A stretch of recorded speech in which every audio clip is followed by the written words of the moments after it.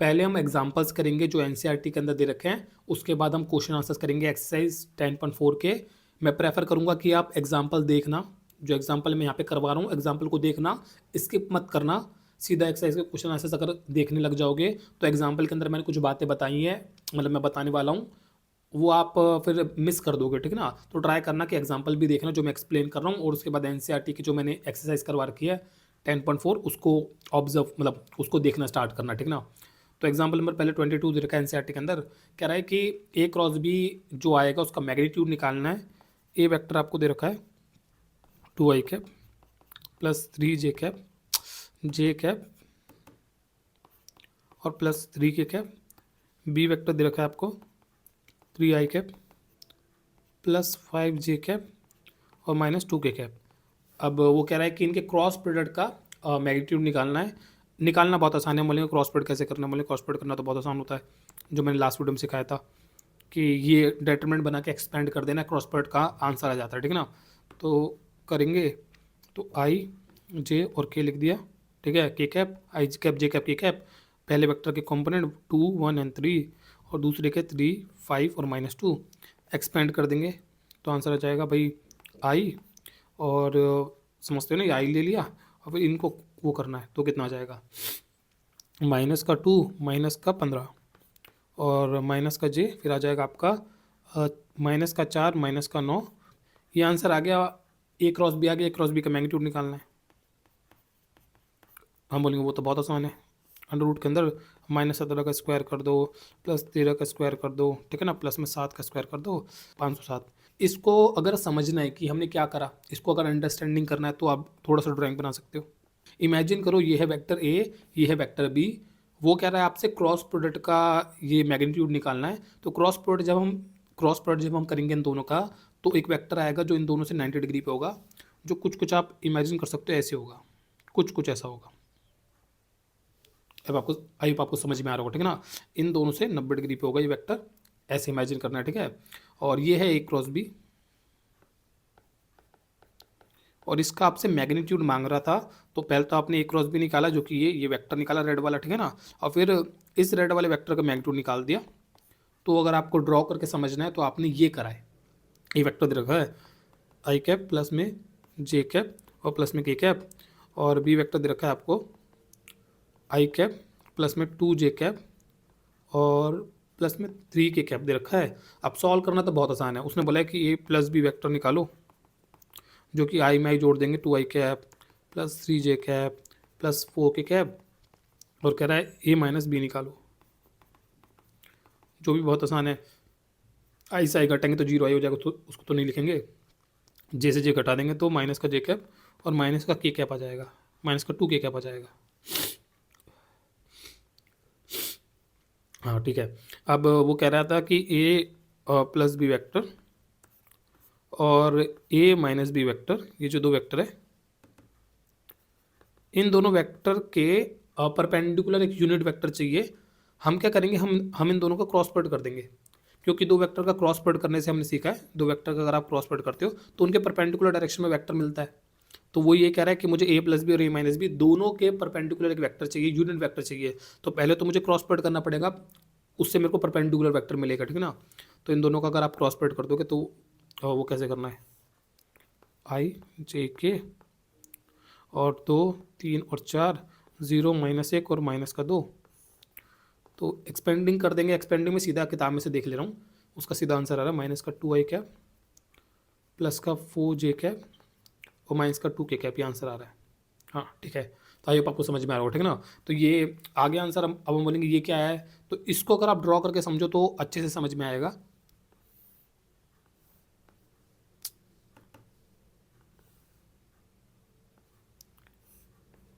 ये कह रहा था कि भाई कोई ए वेक्टर दे रखा है, कोई बी वेक्टर दे रखा है, ये वेक्टर हो गया, ठीक है ना, ये बी वेक्टर हो गया।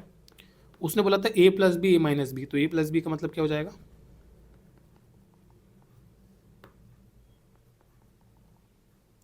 ए प्लस बी का मतलब ये हो गया, ठीक है ना,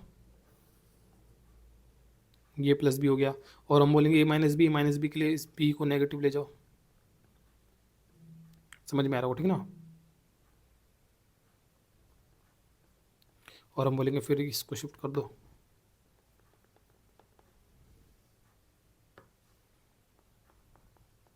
तो ये हो जाएगा आपका a माइनस बी। आई आपको समझ में आ रहा होगा, ठीक है ना। अब हम बोलेंगे a plus B minus B कर लिया। वो कह रहा था कि ये जो a प्लस बी है, ये जो a माइनस बी है, इन दोनों के परपेंडिकुलर यूनिट वेक्टर चाहिए। तो इन दोनों के पहले हम परपेंडिकुलर वेक्टर निकालेंगे, ठीक ना। तो परपेंडिकुलर वेक्टर निकालने के लिए मैंने बोला था कि हम क्रॉस प्रोडक्ट करेंगे, और परपेंडिकुलर वेक्टर कैसा हो जाएगा, हम बोलेंगे ऐसा हो जाएगा। बेसिकली आप इस चीज़ को भी समझना, आप a प्लस बी का क्रॉस प्रोडक्ट कर रहे हो a माइनस बी से, तो आप राइट हैंड रूल लगाना और a प्लस बी से माइनस बी की तरफ फिंगर कर्ल करना, तो थंब जिस डायरेक्शन में खुलेगा, फिलहाल के लिए मेरा थंब खुल रहा है इस डायरेक्शन में, तो मैं इस डायरेक्शन में बात करूँगा, ये आएगी डायरेक्शन। कुछ कुछ दोनों के परपेंडिकुलर मतलब समझ में आ जाएगा आपको, दोनों के परपेंडिकुलर समझ जाओ है, मतलब वो दोनों के जो येलो वाले वेक्टर है वो रेड वाले और ग्रीन वाले दोनों के परपेंडिकुलर है, ठीक ना। तो हम बोलेंगे कि हमने ये जो कैलकुलेट करा ना, कि हमने ये येलो वाला वेक्टर कैलकुलेट करा है। अब वो कह रहा था कि मुझे परपेंडिकुलर डायरेक्शन में, समझिए ना, एक जो क्रॉस प्रोडक्ट करके आंसर आता है वो तो परपेंडिकुलर वेक्टर होता है। अब वो कह रहा था मुझे परपेंडिकुलर डायरेक्शन में यूनिट वेक्टर चाहिए, तो इसका अगर मैं यूनिट वेक्टर निकाल दूँ, इसका अगर मैं यूनिट वेक्टर निकाल दूँ ऐसे, समझ गए ना, ये यूनिट वेक्टर इस येलो के डायरेक्शन में, तो वो मेरे क्वेश्चन का आंसर है। ये क्वेश्चन अच्छा है, इस क्वेश्चन में अगर आप ड्रॉ करके करोगे तो आपको अच्छे समझ में आता है, अच्छा ये कह रहा है क्वेश्चन, ये डिमांड कर रहा है, ठीक है ना। तो हम बोलेंगे निकाल लेंगे फिर उसका आराम से, कि भाई इसको अगर मैं कुछ सी वेक्टर कह दूँ, लेट इसको कुछ सी वेक्टर कह दे, ठीक है ना। और हम बोलेंगे तो सी कैप निकालना एक तरीके से, ये हो जाएगा ऐसे करके। तो सी का मैग्नीट्यूड कितना आएगा, पहले मैग्नीट्यूड निकाल लेना, मैंने निकाला नहीं, निकाल लेना, ठीक है ना।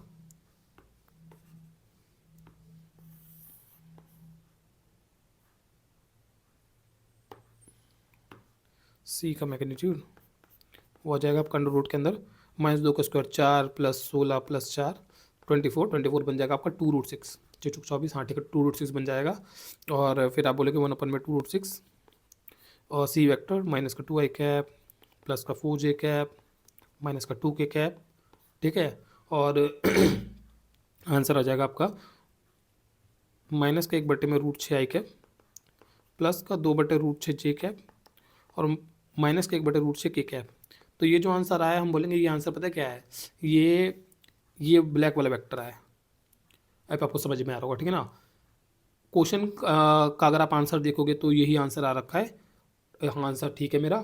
लेकिन क्वेश्चन के नीचे फिर किताब ने एक नोट दे रखा है, नोट में किताब कहती है there are 2 perpendicular direction to any plane. किसी भी प्लेन के परपेंडिकुलर 2 डायरेक्शन होती है। जैसे मैंने आपको बोला था कि ये एक पेपर है, ठीक है ना। ये जो पेपर है, इस पेपर को मैथमेटिक्स के अंदर प्लेन कहते हैं, एक प्लेन कहते हैं। पेपर समझ गए ना, जो मैं पेपर करता, पेपर पे 2 वेक्टर बने हुए हैं, पेपर को मैथमेटिक्स के अंदर प्लेन कहते हैं, ठीक है ना। मैं ज़्यादा टेक्निकल उसमें नहीं घुसना चाह रहा, मोटा मोटा बोलो कि पेपर को प्लेन कहते हैं, ठीक है। इस पेपर के ऊपर, इस प्लेन के ऊपर 2 वेक्टर थे, इस जो मैंने बना रखे थे ए वेक्टर बी वेक्टर, और इस प्लेन के परपेंडिकुलर यहाँ पे आया था ये एन कैप और माइनस एन कैप। अब आपको समझ में आ रहा होगा, ठीक है ना। तो किताब ये कह रही है किसी भी प्लेन के परपेंडिकुलर, इस पेपर के परपेंडिकुलर 2 वेक्टर थे, ठीक है ना, एन कैप और माइनस एन कैप। वो यही कह रहा है जो किताब कह रही है किसी प्लेन के परपेंडिकुलर 2 वेक्टर होते हैं, बोले कि हाँ एन कैप और माइनस एन कैप, ऊपर की तरफ पेपर से और एक नीचे की तरफ पेपर से। अब आपको समझ में आ रहा होगा, ठीक है ना। और ऐसे ही हम कह सकते हैं कि 2 वेक्टर के परपेंडिकुलर 2 वेक्टर्स होते हैं, समझ गए ना। जैसे ए और बी, इनका अगर आप परपेंडिकुलर वेक्टर निकालना चाहते हो तो एक ये वेक्टर हो गया जो इन दोनों के परपेंडिकुलर हो गया, और एक ये वेक्टर हो गया जो इन दोनों के परपेंडिकुलर हो गया। अब आपको समझ में आ रहा होगा, ठीक है ना। तो वो ये कह रहा है कि जब आप आंसर निकाल रहे हो तो कह रहा है 10 अनदर यूनिट वेक्टर, कहता है एक यूनिट वेक्टर और भी है। एक तो आपने ये निकाला ना, ये निकाला आंसर, कह रहा है लेकिन एक और भी है, क्योंकि इन दोनों वेक्टर से एक परपेंडिकुलर डायरेक्शन ये भी तो जाएगी। अब आपको समझ में आ रहा होगा। तो कह रहा है ये जो डायरेक्शन जाएगी, डायरेक्शन में तो एक वेक्टर निकाल सकते थे, ऐसे ड्रॉ कर दे रहा हूँ, ठीक है ना। ये भी तो येलो वेक्टर हो सकता था, और इसका भी एक यूनिट वेक्टर आ सकता था। अब आपको समझ में आ रहा होगा, ठीक है ना। लेकिन वो कब होता, हम बोले कि वो पता कब होता, वो तब होता अगर मैं लिख दो नोट नीचे, हम बोलेंगे वो तब होता अगर मैं ए माइनस बी का क्रॉस प्रोडक्ट करता ए प्लस बी से, जो किताब लिख के भी दिखा रही है। अगर मैं ए माइनस बी का ए प्लस बी से क्रॉस प्रोडक्ट करता, तो ए माइनस बी का अगर आप ए प्लस बी से क्रॉस प्रोडक्ट करोगे तो इधर से इधर फिंगर कर्ल करना पड़ेगा और थंब इस डायरेक्शन में आएगा, समझ गए ना। आई होप मेरा पॉइंट आपको समझ में आ रहा होगा। तो इन दोनों का क्रॉस प्रोडक्ट करने से जो वेक्टर आता वो आता ये वाला वेक्टर, और फिर मैं वो वेक्टर आ जाता, और फिर उस वेक्टर का मैं यही सब हरकत करता, तो मेरे को इस डायरेक्शन में एक यूनिट वेक्टर आ जाता। आई होप आपको समझ में आ रहा होगा, ठीक है ना। तो वो कह रहा है कि दो आंसर्स है, किताब उस आंसर को इस वाले आंसर को डायरेक्ट भी निकालती है। कहती है भाई जब आप इस वाले आंसर को निकाल चुके हो, इस डायरेक्शन में जो यूनिट वेक्टर आएगा उसको निकाल चुके हो, तो उस इसके अपोजिट डायरेक्शन वाले यूनिट वेक्टर तो बहुत आसान है ना, वो तो इस वेक्टर का नेगेटिव वेक्टर ही तो हुआ, समझ गए ना। ये जैसे एन है तो वो माइनस एन कैप हुआ ना, एन कैप है तो माइनस एन कैप हुआ ना, ऐसे तो होता है एक वेक्टर दूसरे का वो अपोजिट डायरेक्शन में नेगेटिव वेक्टर है। तो किताब कहती है भाई इस टाइम पे अगर आप ये करते ए माइनस बी, ए प्लस बी का क्रॉस प्रोडक्ट अगर करते, तो जो वेक्टर आता उसको हम डायरेक्ट बता सकते हैं, वो आता आपका उस यूनिट वेक्टर जो आता, क्योंकि हम इसका यूनिट वेक्टर निकाल चुके हैं। एक तो दोनों बातें हैं, किताब ने दोनों बातें नहीं बताई, पर मैं दोनों बातें बता रहा हूँ। ये डॉटेड जो मैंने येलो वेक्टर बनाया, ये आप आराम से बता सकते हो कितना होगा, क्योंकि ये इस वाले का नेगेटिव वेक्टर होगा। हमने सीखा ना ए क्रॉस बी का जो आंसर होता है वो माइनस बी क्रॉस ए के बराबर होता है। तो अगर मैं ये वाला येलो वेक्टर निकाल चुका हूँ तो ये वाला येलो वेक्टर मैं आराम से बता सकता हूँ वो इस वाले का नेगेटिव होगा। आई आपको समझ में आ रहा हो, ठीक है ना। तो इन दोनों का क्रॉस प्रोडक्ट करके जो वेक्टर आएगा, अगर मैं उसको डी वेक्टर कहूँ तो डी वेक्टर में सीधा सीधा कह सकता हूँ वो होगा 2i कैप माइनस का 4j कैप, समझ गए ना, उसका नेगेटिव कर दो बस, और प्लस का 2k कैप, ये होगा। और हम बोलेंगे कि वो डी कैप कितना होगा, हम बोले डी कैप के लिए सब हरकत मत करो, वो जब सी कैप निकाल चुकी हो ना, समझ गए ना, जो सी कैप पूरा ये सब करना, अब डी का मैग्नीट्यूड निकालना, पूरा डिवीजन करना, वो करने की जरूरत नहीं है। जब आप ये सी कैप निकाल चुके जो कि ये आता है, तो वो जो सी कैप निकाल चुके उसका अपोजिट डायरेक्शन का वेक्टर ही तो है वो जो यूनिट वेक्टर होगा, समझ गए ना। तो वो लिख दो कि भाई डी कैप कितना होगा, डी कैप होगा आपका प्लस का 1/√6 आई कैप माइनस का 2/√6 जे कैप और प्लस का 1/√6 के कैप। आई आपको समझ में आ रहा होगा। ये किताब समझाने की कोशिश कर रही है कि भाई ये जो एग्जाम्पल है, इस एग्जाम्पल के अंदर दो आंसर्स है जो किताब ने डिमांड करा था कि इन दोनों वेक्टर के ए प्लस बी के और माइनस बी के परपेंडिकुलर एक यूनिट वेक्टर चाहिए। तो किताब कह रही है दो आंसर है, एक ये भी है और एक ये भी है। एक आंसर हमने ये ऐसे करके निकाल लिया, हमें एक ही आंसर का डिमांड था, लेकिन किताब कह रही है कि एक आंसर और भी था जो आप ऐसे करते तो निकाल सकते थे। आई आपको समझ में आ रहा होगा, ठीक ना। एग्जाम्पल नंबर 24 है, find the area of triangle having the point this one this one this one. A B C 3 point दे रखे हैं, ये इमेजिन कर लो ए पॉइंट है, ये बी पॉइंट इमेजिन कर लो, ये सी पॉइंट इमेजिन कर लो, ठीक ना। वो कोऑर्डिनेट भी दे रखा है 3D स्पेस में, ए है 1 1 1 1 2 3 2 3 1। तो इन 3 पॉइंट से एक ट्रायंगल बनेगा, कहता है इन 3 पॉइंट से बनने वाले ट्रायंगल का एरिया चाहिए। अब इसको कैसे कैलकुलेट करना है, इस क्वेश्चन को अगर आप ड्रॉ करके समझोगे तो जल्दी समझ में आता है। कुछ क्वेश्चन है जो ड्रॉ करने से बहुत अच्छा जल्दी समझ में आते हैं, और सॉल्व करने का तरीका भी मिलता है कि सॉल्व कैसे करना है, वो भी समझ में आता है, ऐसे सॉल्व करना पड़ेगा। जैसे इस क्वेश्चन के अंदर हम बोलेंगे कि भाई इन 3 पॉइंट के बारे में बात कर रखा है, मैं अगर इस ओ को ए से कनेक्ट कर दूँ तो I will get a vector. अब आपको समझ में आ रहा है, ओ ए वेक्टर जो ए पॉइंट के जो कोऑर्डिनेट दे रखे हैं 1 1 1, उससे बता सकता हूँ इस वेक्टर का component form I cap J cap के कैप। आई होप आपको समझ में आ रहा होगा, ठीक है ना। ऐसे में इस बी को कनेक्ट कर दूँ तो I will get a O B vector, ऐसे सी को कनेक्ट कर दूँ तो I will get a O C vector.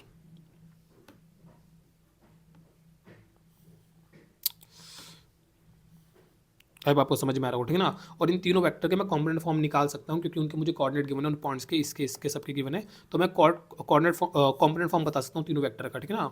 लेकिन मुझे चाहिए वो वेक्टर जो ये ट्रायंगल बना रहे हैं, आपको याद होगा ना, यहाँ मैंने बताया था ट्रायंगल बना, जो दो वेक्टर ट्रायंगल बना रहे हैं वो दो वेक्टर चाहिए होते हैं, और उनका फिर उनका क्रॉस प्रोडक्ट का मैग्नीट्यूड निकाल के उसका हाफ करके एरिया जाता है।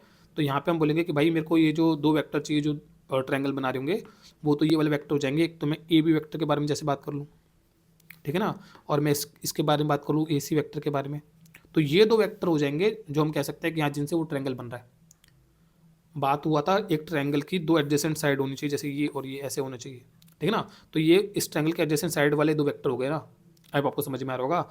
और हम बोलेंगे कि इसको ऐसे जॉइंट कर दो, तो हम बोलेंगे ये बन गया मेरा ट्रायंगल। अब आपको समझ में आ रहा होगा। तो ये दो वेक्टर है, बेसिकली आपको समझ में आ गया, ये दो वेक्टर है जिनका मुझे क्रॉस प्रोडक्ट करना है। जैसे मैं वहाँ बात कर रहा था कि दो वेक्टर चाहिए जिनका क्रॉस प्रोडक्ट करना है, जिससे जिसके मैग्नीट्यूड से फिर वो एरिया ऑफ ट्रायंगल आ जाएगा। तो यहाँ पे आपको समझ में आ जाएगा कि ये दो वेक्टर है, वो ए बी वेक्टर और ए सी वेक्टर, इन दोनों का अगर मैं क्रॉस प्रोडक्ट कर लूँ तो मेरा एरिया आ जाएगा। क्रॉस प्रोडक्ट का मैग्नीट्यूड का हाफ करना है, ठीक ना।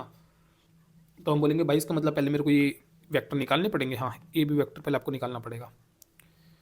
ए बी वेक्टर कैसे निकलेगा, हम बोलेंगे ए बी वेक्टर निकलेगा, ये वेक्टर जॉइनिंग टू वेक्टर हो गया, ठीक है ना। तो हम बोलेंगे मैं इस वेक्टर में से वाला वेक्टर घटाऊंगा तो आ जाएगा, समझ गए ना। तो ओ बी वेक्टर में से आपको घटाना पड़ेगा ओ ए वेक्टर। तो ओ बी वेक्टर बनेगा आपका आई कैप प्लस टू जे, मैं सीधा घटा दूँ, चलो लिख दो टू जे कैप और प्लस थ्री के कैप।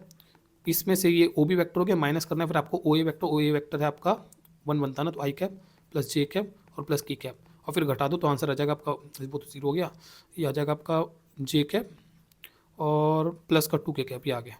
तो ये मेरा ओ ए वेक्टर आ गया। अब आपको समझ में आ रहा होगा, ठीक है ना।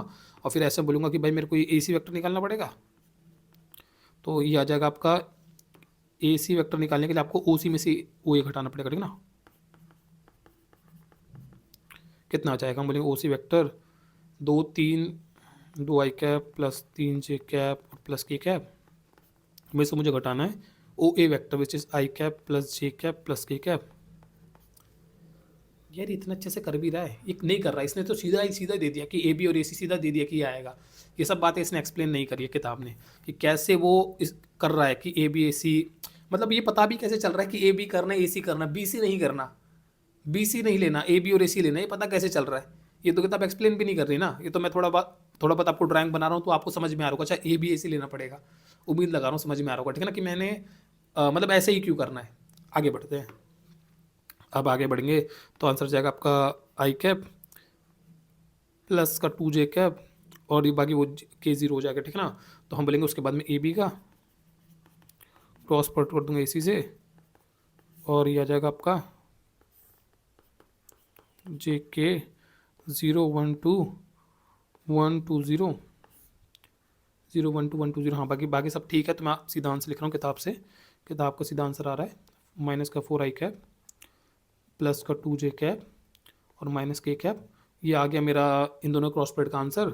और क्रॉस प्रोडक्ट का मैं एरिया ऑफ ट्रायंगल अगर मुझे निकालना है, एरिया ऑफ ट्रायंगल सीधा ऐसे लिख देना, area of triangle A B C बोले वो होता है half magnitude of A B और ए सी का जो क्रॉस आया है ये होता है। तो हाफ लिख के उनका मैग्नीट्यूड निकाल देना, मैग्नीट्यूड जो भी आएगा 16 plus 4 plus 1 that's equals to 21, half root 21 answer. आई आपको समझ में आ रहा होगा कैसे क्वेश्चन, ठीक है। एग्जाम्पल नंबर 25 है, कह रहा है कि find the area of parallelogram whose adjacent sides are given by this vector and this vector. तो अगेन ड्रॉ करके समझ लो, ये तो क्वेश्चन आसान है, ये वाला तो आसान है, ये तो आराम से समझ सकते हो। कह रहा है एक ए वेक्टर है तो इसको इमेजिन कर लो ए वेक्टर है, ठीक है, और एक बी वेक्टर बता रहा है। तो कह रहा है ये जो ए वेक्टर है और ये जो बी वेक्टर है इनसे जो पैरेललोग्राम बनेगा, समझ गए ना। तो वो जो पैरेललोग्राम उसका एरिया निकालना, तो वो तो हमने बात करा था, ये क्वेश्चन आसान है, ठीक है ना। ए वेक्टर बी वेक्टर का हम क्रॉस प्रोडक्ट कर देंगे, जो किया जाएगा ये आई जे के, और वो दे रखा है 3 1 एंड 4 और बी दे रखा है 1 माइनस 1 एंड 1, ठीक है। और बाकी क्रॉस प्रोडक्ट करने के बाद वो आंसर दे रहा आएगा 5 आई कैप प्लस का जे कैप माइनस का 4 के कैप, और ठीक है ये आ गया। फिर हम बोलेंगे कि एरिया ऑफ पैरेललोग्राम कितना होता है, वो आ जाएगा आपका, सीधा हमने बात करा था एक इसका ये मैग्नीट्यूड होता है, तो सीधा मैग्नीट्यूड निकाल दो, 25 प्लस 1 प्लस 16 कितना आ रहा है 42, तो हम बोलेंगे 42, ये आंसर आ गया। अब आपको समझ में आ रहा होगा, ठीक है ना। आगे फिर वो एक्सरसाइज स्टार्ट के क्वेश्चन आंसर स्टार्ट करता है, तो एक्सरसाइज 10.4 है, उसका फर्स्ट क्वेश्चन है, कह रहा है कि फाइंड ए, ये निकाल के दिखाना ए क्रॉस बी का मैग्नीट्यूड, जब ए वेक्टर बी वेक्टर ये दे रखा है तो A vector cross B vector का आपको आंसर निकालना है। सो आई जे और के लिख दो कैसे, और वो कंपोनेंट तो 1 माइनस 7 और 7 और 3 माइनस 2 और 2, और एक्सपेंडिंग कर देंगे तो आई या जाएगा 14 माइनस का और प्लस का 14, तो जीरो हो जाएगा, चलो कोई नहीं, माइनस का जे कैप, फिर ये हो जाएगा आपका 2 माइनस का 7 21 और प्लस का के कैप, यह आ जाएगा आपका माइनस का 2 और प्लस का 7 21, ठीक है ना। तो आंसर आ गया आपका 0, तो आई कैप हो गया, जे कैप कितना हो जाएगा, प्लस का हो जाएगा 19 जे कैप, ठीक है, और प्लस का ही 19 के कैप हो रहा है। तो ये आंसर आ रहा है। इसका मैग्नीट्यूड मांगा था 19 का स्क्वायर प्लस 19 का स्क्वायर, तो 19 का स्क्वायर कितना होता है तो मेरे को भी ध्यान नहीं है।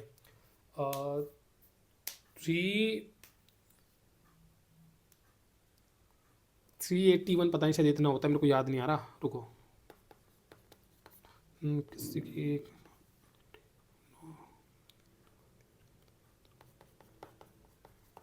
1 कितना बनेगा, 80 बनेगा ना, नहीं 6 बनेगा, 361, हट गलत था, मेरा गलत था, 361 आता है। तो 361 का डबल आएगा 19 का स्क्वायर प्लस 19 का 361, वो आ जाएगा आपका कितना 722 शायद से 722।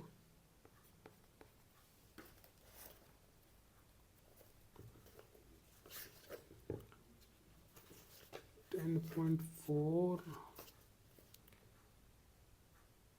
अबे अच्छा मिसलिनियस देख रहा हूँ, गलती कर दी।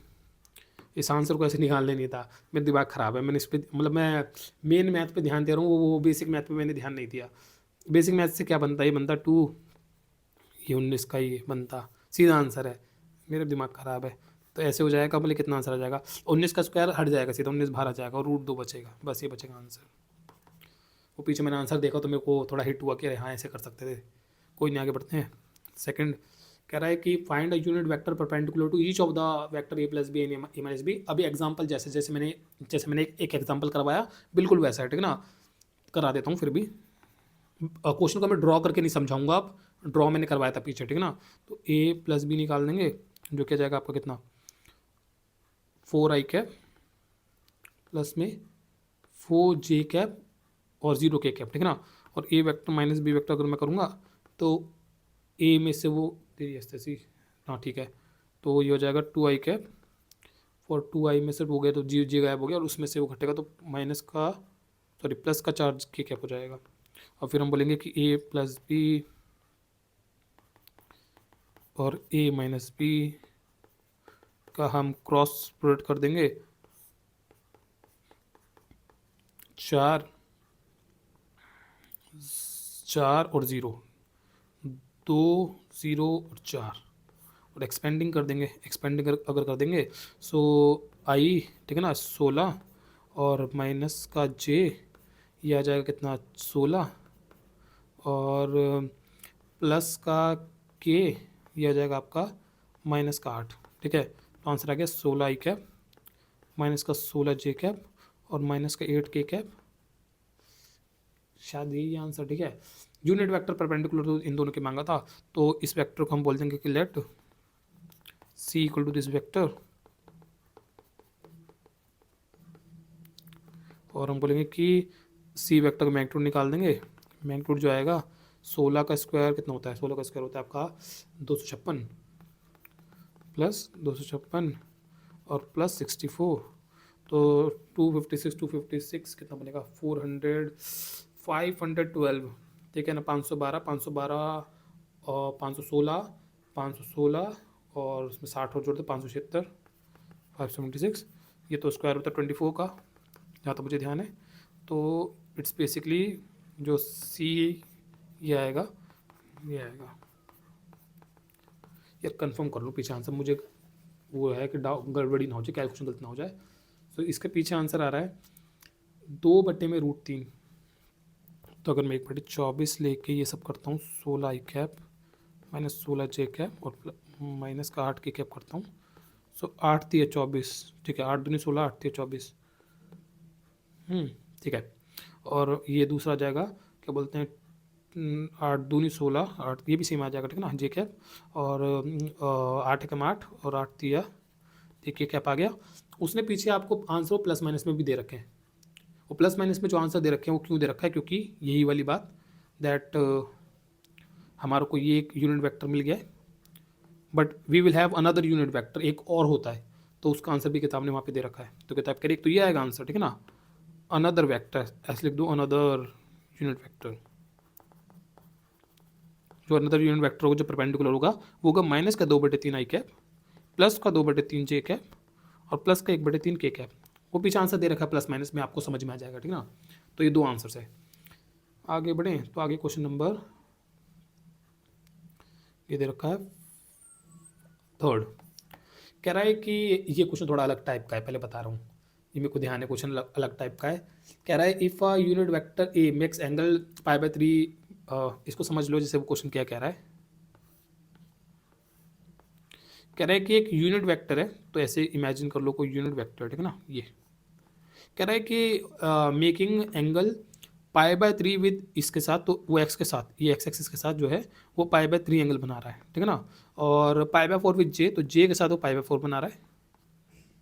मतलब यार एक्स लिख दिया मैंने, एक्स भी कह सकते हो, एक्स भी कह सकते हो, पर वो जो कह रहा है वो कह रहा है आई के साथ, तो आई के साथ मतलब यहाँ पे जो आई कैप होगा उसके साथ, ठीक है ना, आई कैप जो होगा, और जो जे कैप जो होगा वो कह रहा है उसके साथ, और यहाँ पे के कैप होगा, ठीक है ना। तो कह रहा है कि ये जो वेक्टर है यूनिट वेक्टर आई के साथ π/3, जे के साथ π/4, और एन एक्यूट एंगल थीटा, तो वो कहता है कि इसके साथ कुछ थीटा एंगल बना रहा है, इसके साथ कुछ थीटा एंगल बना रहा है, वो नहीं पता कितना है, पर वो कह रहा है कुछ बना रहा है, ठीक है ना, वो बना रहा होगा कुछ एंगल, कह रहा है पता नहीं हमारे को। कह रहा है कि देन फाइंड द थीटा, पहले तो वो थीटा बता के देखो थीटा कितना होगा, और कह रहा है कि हैंस वो कंपोनेंट निकाल के दिखाने ये वेक्टर के। तो इस क्वेश्चन को करने का तरीका क्या होता है मैं आपको बताऊं। हम ऐसे कहते हैं कि भाई वो जो वेक्टर उसको हम ए वेक्टर कह देते हैं, वो जो वेक्टर है रेड वाला वेक्टर उसको ए वेक्टर कह देंगे, ठीक ना। तो हम बोलेंगे जो ए वेक्टर है इसका हम बोलेंगे, अगर हम कॉम्पोनेंट फॉर्म के बारे में बात करें तो वो होगा A1 कुछ आई कैप प्लस A2 जे कैप और प्लस में A3 के कैप, इसका कॉम्पोनेंट फॉर्म होगा, ठीक है ना। और हम बोलेंगे कि क्योंकि भाई ये यूनिट वेक्टर है, क्योंकि यूनिट वेक्टर है तो यूनिट वेक्टर का जो कॉम्पोनेंट फॉर्म होता है वो कैसे निकलता है, वो आपको याद होगा, कॉस एल्फा आई कैप प्लस में कॉस बीटा जे कैप और प्लस में कॉस गामा की कैप, ऐसे होता है। ये मैंने पहले पहले पढ़ाया था आपको, ठीक है ना, कि एक यूनिट वेक्टर जो होता है वो कॉस एल्फा आई कैप कॉस बीटा जे कैप कॉस गामा के कैप करने से वो यूनिट वेक्टर मिलता है। अब आपको समझ में आ रहा हो, ठीक है ना। तो मैं कह रहा हूँ ये जो यूनिट वेक्टर इसका कुछ कॉम्पोनेंट फॉर्म होगा, और वो कॉम्पोनेंट फॉर्म बेसिकली ऐसे करके आएगा, ये सब करके आएगा। उम्मीद लगा समझ में आ रहा हो, ठीक है ना। और हम बोलेंगे कॉस एल्फा, जो आप कह रहे हो कॉस एल्फा, तो मतलब ये हो गया, क्या बोलते हैं, बता रखा है ना π/3, तो कॉस π/3 आई कैप प्लस कॉस π/4 जे कैप और प्लस कॉस वो थीटा बोल रखा है वो नहीं पता उतना के कैप, ठीक है। तो हम बोलेंगे ठीक है, ठीक है आगे बढ़ो। कॉस की π/3 पे आंसर क्या आता है, कॉस का π/3 पे आंसर आता है 60 पे आंसर आता है 1/2, तो 1/2 आई कैप प्लस 1/√2 जे कैप और प्लस कॉस थीटा के कैप। तो हम बोलेंगे हमारा जो ए वेक्टर है, जो ये रेड वाला वेक्टर है, ये यूनिट वेक्टर, इसका कॉम्पोनेंट फॉर्म कुछ कुछ ऐसा होगा। अब आपको समझ में आ रहा होगा, ठीक है ना।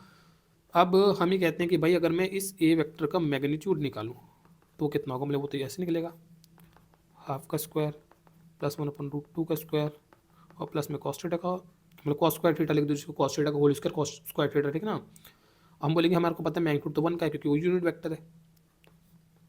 इसका आंसर कितना आएगा, तो आ जाएगा 1/4 plus 1/2 plus cos square theta, ठीक है ना। अगर मैं स्क्वायरिंग बोथ साइड कर दूँ तो 1 का स्क्वायर तो 1 ही रहेगा, ठीक है ना, उसका स्क्वायर से वो रूट हट जाएगा और एलसीएम ले लेंगे यहाँ पे, तो आंसर आ जाएगा आपका 6/8 प्लस में कॉस स्क्वायर थीटा। और फिर हम बोलेंगे काट पीट के 3/4 आ जाएगा, तो 1 - 3/4 whole equal to cos square theta, और कॉस स्क्वायर थीटा का आंसर आपका आ जाएगा कितना, 1/4। हाँ ठीक है 1/4। और बोले कॉस स्क्वायर थीटा का आंसर इतना है, तो कॉस थीटा का आंसर कितना हो जाएगा 1/2, मतलब बेसिकली जो कि प्लस माइनस में आएगा 1/, ये तो कॉस थीटा का आंसर प्लस में भी आएगा, कॉस थीटा का आंसर माइनस में भी आएगा, ठीक है ना। अब उसने यहाँ पे मेरे को बोला था find unit vector mix angle this one and acute angle theta. उसने बोला था कि कॉस थीटा के साथ, मतलब वो के के साथ वो एक कुछ एंगल बनाता है, क्या ऊपर नीचे बोल रहा हूँ मैं, लेकिन क्वेश्चन में जो कह रहा था कि वो वेक्टर इसके साथ कुछ एक्यूट एंगल बनाता है। अब कॉस की वैल्यू एक्यूट एंगल पे प्लस आती, माइनस नहीं आती। आपको याद होगा 11वीं क्लास की वो जो ट्रिग्नोमेट्री है, यूनिट सर्कल में हम पढ़ते थे कि अगर एंगल इससे ज़्यादा जाता है 190 से ज़्यादा जाता है तब जाके कॉस का एंगल नेगेटिव होता है, मतलब कॉस की तब अगर एंगल उससे ज़्यादा है 90 से ज़्यादा है तो कॉस के आंसर नेगेटिव आने स्टार्ट होते हैं 90 से ज़्यादा पे।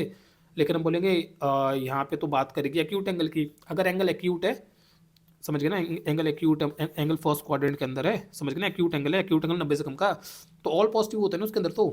तो सिंपल बोलना कि अरे हाँ यार इसमें तो मेरे को +1/2 ही लेना पड़ेगा, -1/2 ले ही नहीं सकते ना। आई आपको समझ में आ रहा होगा, इसमें मुझे +1/2 ही लेना पड़ेगा। उम्मीद लगा रहा हूँ समझ में आ रहा होगा, ठीक है ना। तो हम बोलेंगे ठीक है, इसका मतलब कॉस थीटा का आंसर ये है, और कॉस थीटा का आंसर 1/2 है, तो मतलब थीटा कितना हुआ,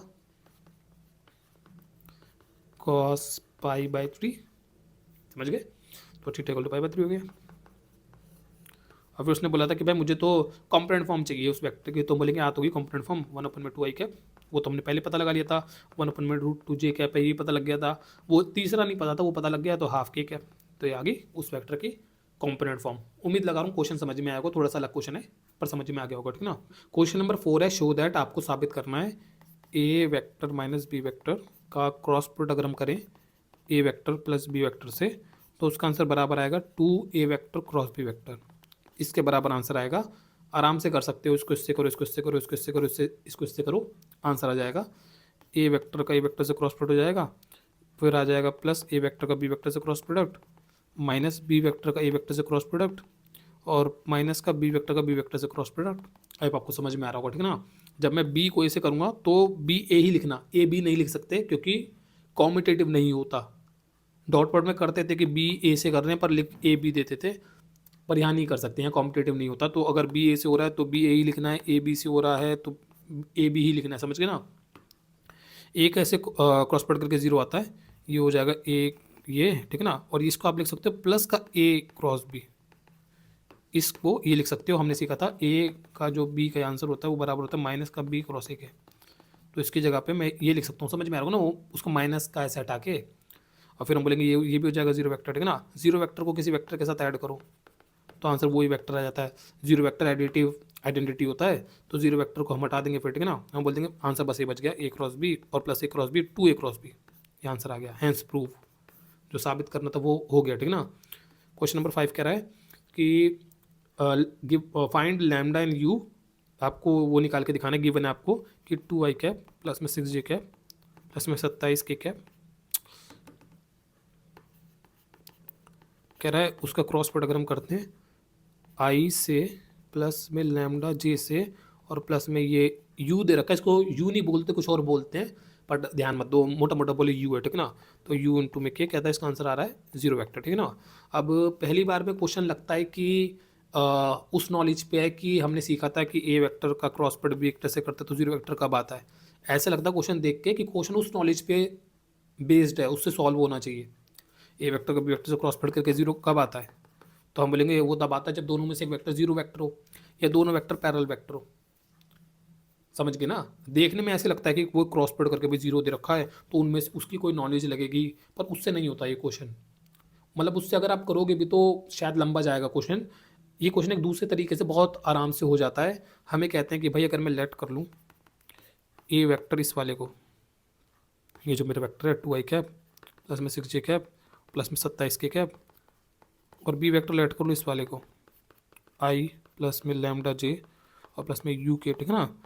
तो हम बोलते हैं कि भाई अगर मैं ए वेक्टर बी वेक्टर का क्रॉस प्रोडक्ट करता नॉर्मली तो वो कैसे होता, वो होता आई जे और के, ये 2 6 और 27, ये 1 लैम्डा और ये यू, समझ गए ना। और क्रॉस प्रोडक्ट करके आंसर क्या आता, वो आता फिर आपका आई 6u माइनस में 27 लैम्डा और माइनस का जे, ये आंसर आ रहा है ए क्रॉस बी का। लेकिन हमारे को क्वेश्चन में गिवन है कि ए क्रॉस बी जो है वो 0 वेक्टर के बराबर है, मतलब उसका आंसर 0 वेक्टर आता है।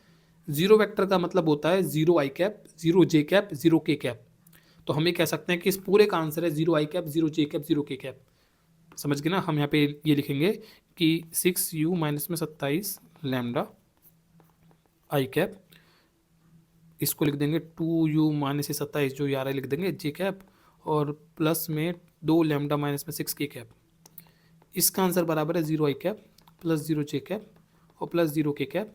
और हम बोलेंगे कि फिर आई का आंसर ये 0 के बराबर होगा, ठीक है ना, ये इसके 0 के बराबर और ये इसके बराबर होगा। तो हम यहाँ पे कह सकते हैं कि भाई 6u माइनस में 27 लैम्डा, इसका आंसर होना चाहिए 0, और 2u माइनस का लिख देना, माइनस का, ये पूरा ये नंबर पूरा लेना, माइनस का जो रखा है माइनस का ले लेंगे, माइनस में 27 ऑल इक्वल टू हो जाएगा 0, और 2 लैम्डा माइनस में 6 ऑल इक्वल टू 0। यहाँ से आंसर आ जाएगा कि लैम्डा इक्वल टू 3। समझ गए ना, 6 को उधर लेकर 2 को डिवाइड करके, और यहाँ से आप आंसर निकालोगे तो आ जाएगा, मतलब ऐसे लिख देना इसको, 27 माइनस में 2u ऑल इक्वल टू 0। बाहर माइनस था तो साइन चेंज हो जाएंगे, और फिर आंसर आ जाएगा आपका, यहाँ से आंसर आ जाएगा कि u इक्वल टू 27/2। ये आपका आंसर आ जाएगा। आई आपको समझ में आ रहा होगा। पहली बार में क्वेश्चन लगता है कि यार जो नॉलेज है कि भाई क्रॉस वेक्टर क्रॉस प्रोडक्ट करने पे जीरो कब आता है, उससे होना चाहिए, पैरेलल होने पे आता है वो सब, लेकिन उससे नहीं होता। क्वेश्चन ऐसे हो जाता है, जल्दी हो जाता है, ऐसे ही करना, ठीक है ना। आगे फिर क्वेश्चन नंबर 6 दे रखा है, कह रहा है कि गिवन दैट कह रहा है ए डॉट बी करके आंसर आ रहा है 0, ठीक है ना। और कह रहा है एंड ए क्रॉस बी का आंसर भी 0 आ रहा है। मतलब दो वेक्टर है, दो वेक्टर ए बी, उनका डॉट प्रोडक्ट भी 0 आता है, उनका क्रॉस प्रोडक्ट भी 0 आता है। कह रहा what can you conclude about the vector A and B, A और बी क्या हो सकते हैं, उनके बारे में कुछ बताओ।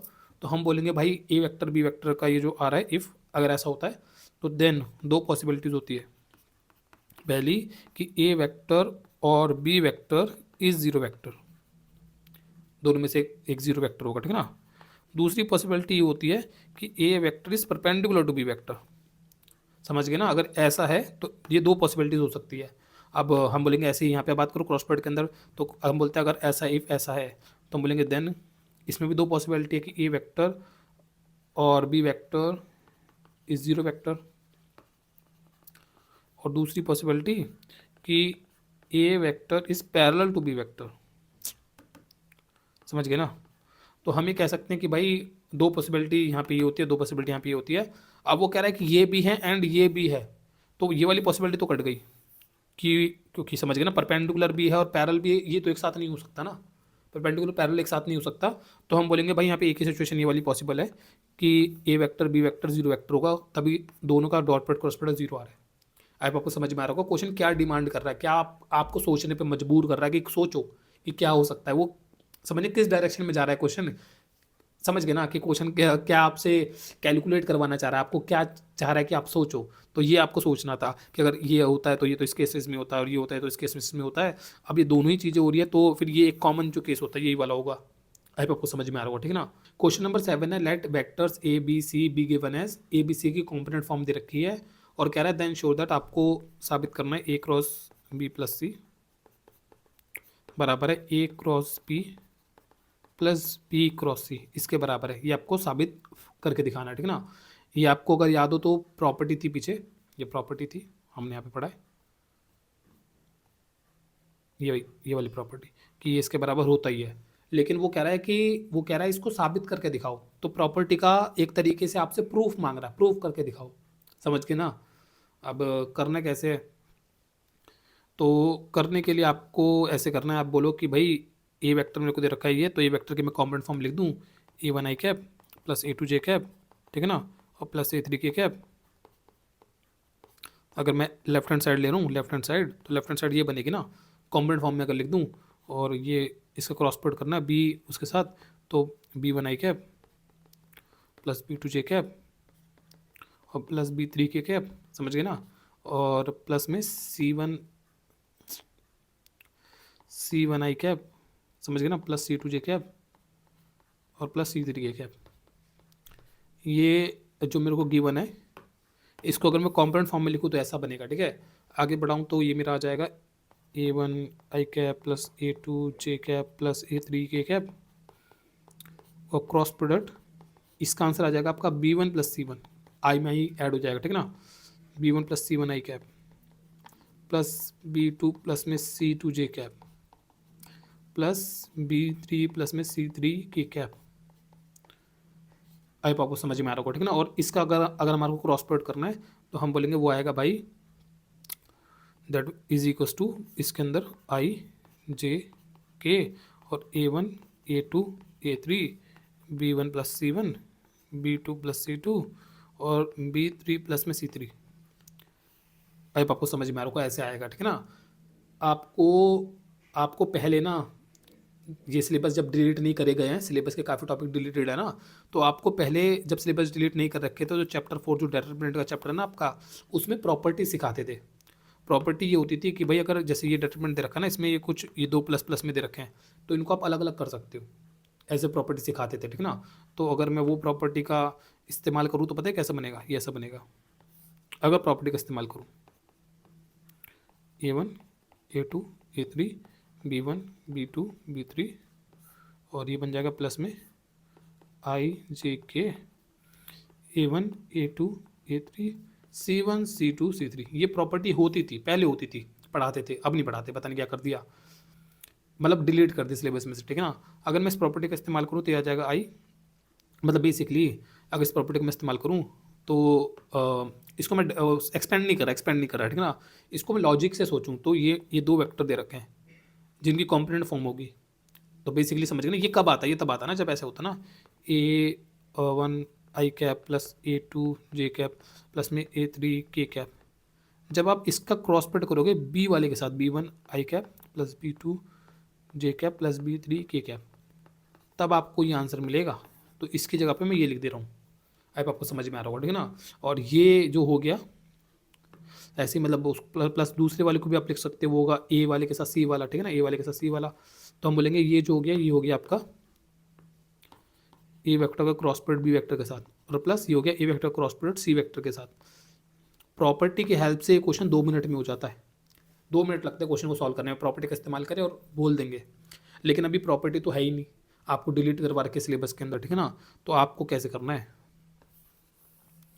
आपको इसको इक्वल बोलना ही नहीं है, आपको बोलना है कि भाई ये लेफ्ट हैंड साइड का आंसर है, जो वही क्वेश्चन दे रखे उसके लेफ्ट हैंड साइड, और ये राइट हैंड साइड का आंसर हम निकाल रहे हैं। राइट हैंड साइड का अगर आप आंसर निकालोगे, ये जो करोगे ए बी का तो ये आएगा ना, और ए सी का करोगे तो ये आएगा, समझ गए। और आपको इन दोनों को एक्सपेंड करके बराबर साबित करना पड़ेगा।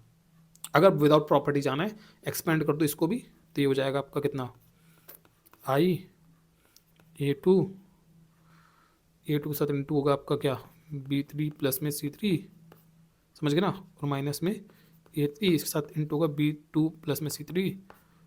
अब आपको समझ में आ रहा होगा। ऐसे ही आप J को निकालो, तो माइनस का J जो भी आंसर आएगा, A1 के साथ इंटू B3 प्लस में C3, A3 के साथ इंटू B1 प्लस C1, ठीक है। और ऐसे ही प्लस के कैप का जो आंसर आएगा,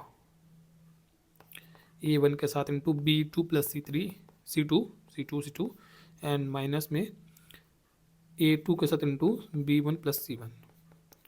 इसको एक्सपेंड कर देंगे अच्छे से तो कितना आंसर आ जाएगा, मतलब एक्सपेंड हो चुका है, खोल देंगे।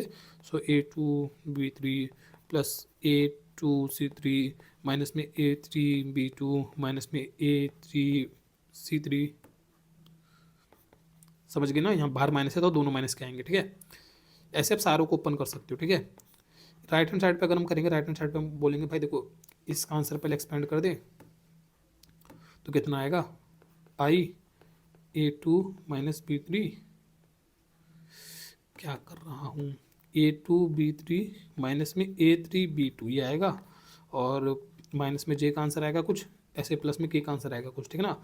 और इस वाले का आंसर अगर मैं निकालूँ, ये जो दूसरा वाला है ये, इसका आंसर निकालूंगा तो आएगा आई A2 C3 माइनस में A3 C2, समझ में आ रहा होगा, ठीक है ना। और उसके बाद जब इन दोनों के मेरे आंसर्स आ जाएंगे, तो आई वाले को आई वाले के साथ जोड़ दूंगा, तो कितना आंसर आ जाएगा, A2 B3 minus A3 B2 और प्लस में A2 C3 माइनस में A3 C2।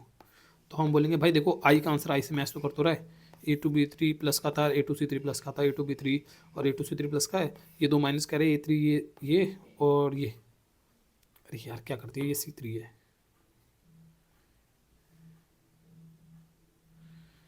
मिस्टेक है, कहीं तो मिस्टेक है, कहीं तो मिस्टेक है।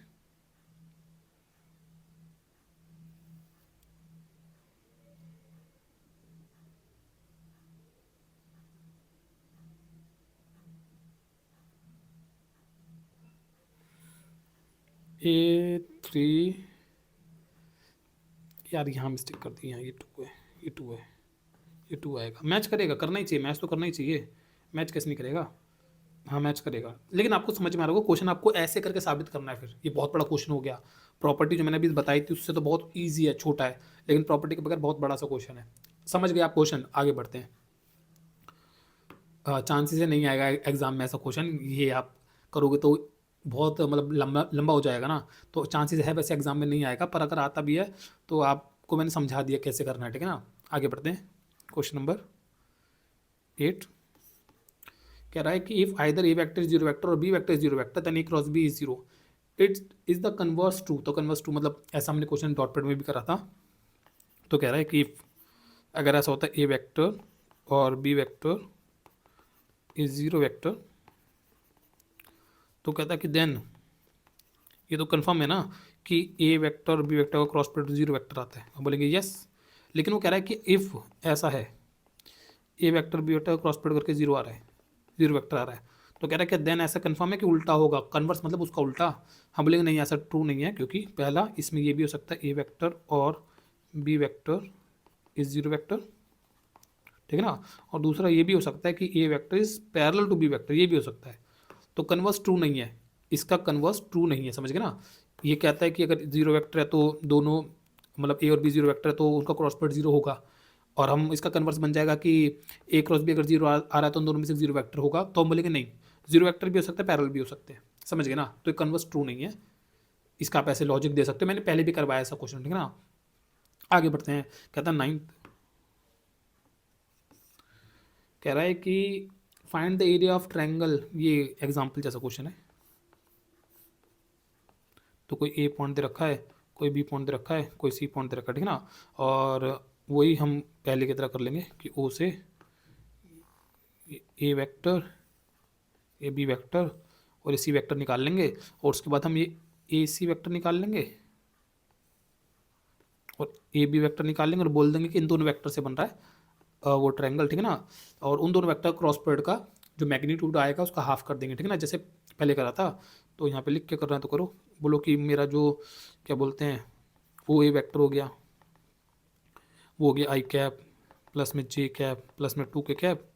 मेरा जो ओ बी वेक्टर हो गया वो हो गया टू आई कैप प्लस में थ्री जे कैप प्लस फाइव की कैप, ठीक है ना। और ओ सी वेक्टर जो हो जाएगा मेरा हो जाएगा 155, तो आई कैप प्लस फाइव जे कैप और प्लस फाइव की कैप, ठीक है ना। फिर बोलो कि मेरा जो ए बी वैक्टर होगा वो होगा O B vector minus O सी ओ ए वैक्टर, ठीक है ना। और उसको अगर हम घटा देंगे ओ बी में से ओ ए तो आ जाएगा आई कैप प्लस में टू जे कैप और प्लस में थ्री के कैप। और हम बोलेंगे हमारा जो ए सी वैक्टर आएगा वो आएगा ओ सी माइनस ओ ए, जो कि आ जाएगा जीरो आई कैप और फोर जे कैप और प्लस में थ्री के कैप। और फिर हम बोलेंगे कि इन दोनों वेक्टर का क्रॉस प्रोडक्ट निकाल देंगे, क्रॉस प्रोडक्ट निकालेंगे पहले, फिर मैग्नीट्यूड बाद में निकलेगा। तो आई जे और के, और ये हो जाएगा आपका क्या 1 2 3 0 4 3। तो आई 6 - 4 = 12 माइनस का जे 3, ठीक है ना, और माइन प्लस का के 4, ठीक है। तो आंसर आ गया मेरा माइनस का कितना हो गया 6 आई कैप माइनस का 3 जे कैप और प्लस का 4 के कैप। और इसका अगर मैं मैग्नीट्यूड निकाल दूं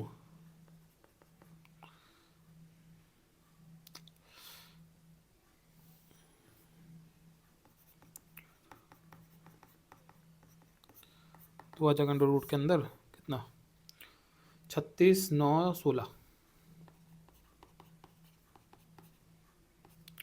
तो आंसर हो जाएगा आपका 36 9 16, कितना हो जाएगा अंडर रूट के अंदर 36 और 9 45 45 और 6 61 अंडर रूट 61। और एरिया ऑफ ट्रायंगल जो आ जाएगा हाफ रूट 61। आंसर मैंने चेक नहीं किया, आंसर चेक करने चाहिए तेरे को। तो मैंने क्वेश्चन नंबर कहाँ तक चेक करे थे, आंसर इस वाले को चेक करा था, इस वाले को चेक करा था। क्वेश्चन नंबर 4 को मैंने चेक नहीं करा था, क्वेश्चन नंबर 4 था जब वो तो प्रूफ का, तो देखा नहीं आंसर। 5वें का उसने जो दे रखा है वो तो हमारा ठीक है आंसर, ठीक है 3 27/2। और छठे का इधर ये vector B vector zero vector, ये भी ठीक है। और 7वें का जो आंसर आ रहा है वो 7वें का आंसर नहीं देगा प्रूफ का, ठीक है। 8वें का आंसर कह रहा है कि now take any two non zero collinear vector, तो वो भी हो सकता है, ठीक है, जो मैंने यहाँ पे समझा दिया। 9वें का जो आंसर दे रहा है कह रहा है √61/2, ये भी ठीक है। लास्ट के 3 क्वेश्चन और है 10वां। कह रहा है कि find the area of parallelogram whose adjacent side, तो एरिया ऑफ पैरेललोग्राम मांग रहा है। ये तो बहुत आसान है। तो एडजेसेंट साइड कह रहा है कि दो वेक्टर ए वेक्टर और ये बी वेक्टर से उनके एडजेसेंट साइड गिवन है, समझ गए ना।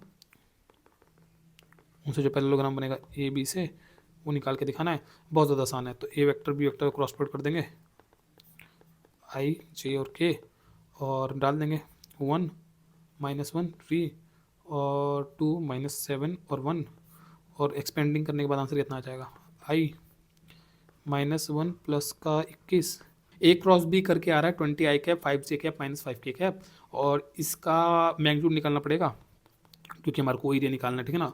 तो आ जाएगा 20 का square 400 plus 25 that is 450 can be written as 45 × 10 and 45 can be written as 15 45 9 × 9 × 45 cross में 5 × 2, समझ गए ना। ऐसे मतलब जो करते हैं छोटी क्लासेस में ऐसे कर लेना रूट को सिंप्लीफाई करने के लिए। तो 5 आ जाएगा इंटू 3 आ जाएगा और उसके अंदर 2 बचेगा, 15 रूट 2, जिसको लिख देंगे एरिया ऑफ पैरेललोग्राम। हाँ ठीक है, आंसर ठीक है। लास्ट दो क्वेश्चन 11वां और 12वां। 11वां कह रहा लेट द वेक्टर्स MCQ है, let A vector B vector be such that A vector magnitude इतना बी वेक्टर मैग्नीट्यूड इतना है, then A cross B is a unit vector if the angle between A and B is, तो हम बोलेंगे भाई ए vector का magnitude दे रखा है 3, ठीक है, बी वेक्टर का मैग्नीट्यूड दे रखा है √2/3। हम बोलेंगे भाई ए क्रॉस बी का जो आंसर आता है ना, जो मैग्नीट्यूड का आंसर आता है वो आता है ए ये और साइन थीटा, ठीक है ना। अब उसने ये दे रखा है इसका आंसर, उसने बोला है कि ये एक यूनिट वेक्टर होना चाहिए, मतलब इसका आंसर बनाना चाहिए, ठीक है ना। तो इसका आंसर दे रखा है 3 √2/3 और बोलेंगे साइन थीटा, ठीक है ना। तो ये कटने के बाद हम बोलेंगे आंसर बच गया A1 और 1/√2 ये होना चाहिए साइन थीटा का आंसर। और साइन थीटा का आंसर 1/√2 होता है 45 डिग्री पे, तो 45 आंसर नंबर बी, ठीक है। और लास्ट 12 कह रहा है कि area of rectangle having vertices ABCD, तो एक रेक्टेंगल के एरिया मांग रहा है। रेक्टेंगल भी एक पैरेललोग्राम ही होता है, आपको याद हो, पैरेललोग्राम और रेक्टेंगल, मतलब रेक्टेंगल एक पैरेललोग्राम ही होता है, ठीक है ना। बस ये होता है कि एक रेक्टेंगल एक पैरेललोग्राम ही होता है, बस उसमें एक एंगल 90 डिग्री होता है। ये छोटी क्लासेस में पढ़ाते हैं 9th क्लास के अंदर, अगर आपको याद हो, ठीक है ना। तो हम बोलेंगे ठीक है, जैसे मतलब जैसे हम कह सकते हैं कि मेरे रेक्टेंगल एक तरह का पैरेललोग्राम ही है, तो उसके एरिया पैरेललोग्राम वाले उससे ही निकल जाना चाहिए फिर, समझ गए ना। तो आपको यहाँ पे वही करना है कि दैट एरिया ऑफ रेक्टेंगल निकालने के लिए उसने उसके वो बता रखी ABCD। एक तो ऐसी क्वेश्चन को कॉम्प्लिकेट कर दिया इसने थोड़ा सा। 4 पॉइंट A B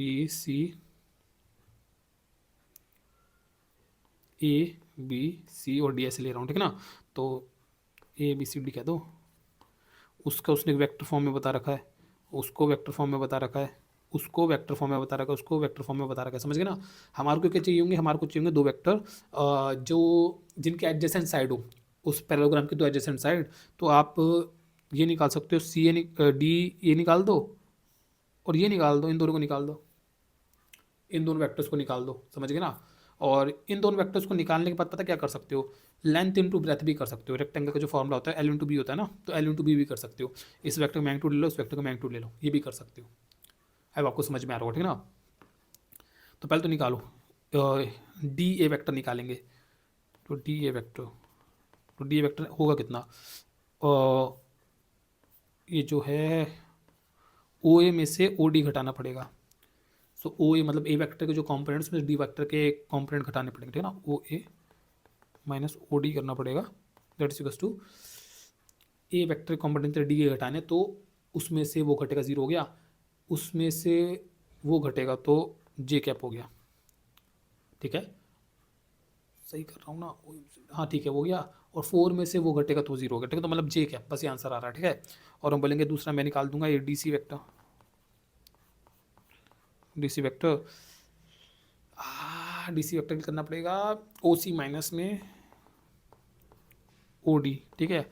और ये आ जाएगा आपका OC माइनस ODC वाले से वो घटाना है, तो वो आ जाएगा आपका -2i कैप, -2i कैप, वो 0 हो जाएगा और वो 0 हो जाएगा। तो मेरे 2 वेक्टर्स आ गए, ये और ये। तो मेरा ये मतलब मेरा ठीक है, रेक्टेंगल में ड्राइंग मैंने ऐसे बनाया था, ठीक है, मेरी ड्राइंग ये मतलब ठीक नहीं है। इसका ये जो DA वाला वेक्टर आ रहा है, D इसका A इधर है कहीं, तो DA ये J कैप में, बस इसका J कैप है, और इसका DC यहाँ पे कहीं ना कहीं, तो ये ऐसे है। कोई नहीं, ठीक है, समझ में आ गया होगा आपको। लेकिन ठीक है ना, अब ये दो मेरे को साइड्स मिल गई, इन दोनों का मैं मैग्नीट्यूड निकाल दूँ, अगर डी ए का मैग्नीट्यूड निकाल दूँ, जो क्या हो जाएगा जे का मैग्नीट्यूड, जो कि बेसिकली 1 हो गया, ठीक है ना, और डी सी का मैग्नीट्यूड निकाल दूँ, जो क्या जाएगा 2 आई का मैग्नीट्यूड, जो कि 2 हो गया, समझ गए ना, और मैं 2 इंटू 1 कर दूँ तो एल इंटू बी हो गया, जो कि आंसर आ जाएगा आपका 2, ठीक है ना।